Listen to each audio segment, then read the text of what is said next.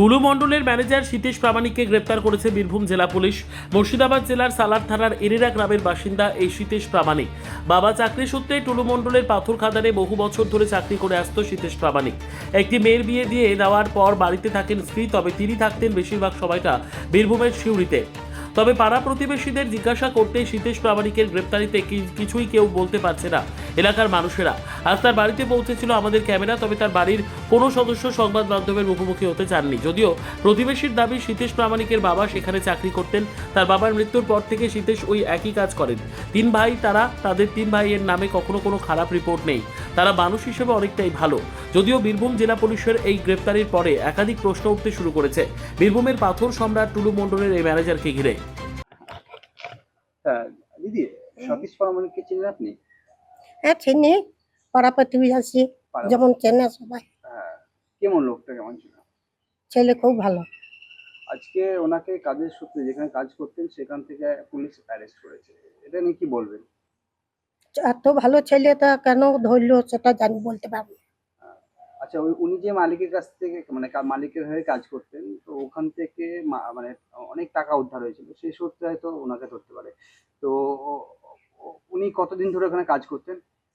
বহুদিন ধরে আহ, ওর বাবা করতো, হুম, দিয়ে এখন ওই ছেলেকে করে।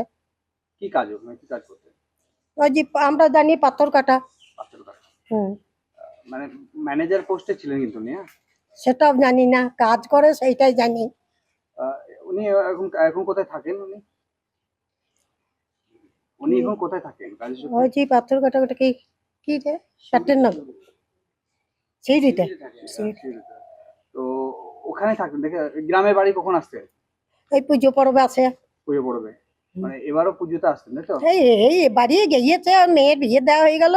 দিয়ে বাবা ছিলেন, বাবা মারা গেল, দিয়ে তারপরে বউ থাকতে পারছে না বলে নিয়ে গিয়েছে। আপনারা কি, আপনারা তো পাড়া প্রতিবেশী, হ্যাঁ আমরা পাড়া প্রতিবেশী। ওনার কি কোনো ব্যাড রিপোর্ট কোনদিন পেয়েছেন আগে কোনো?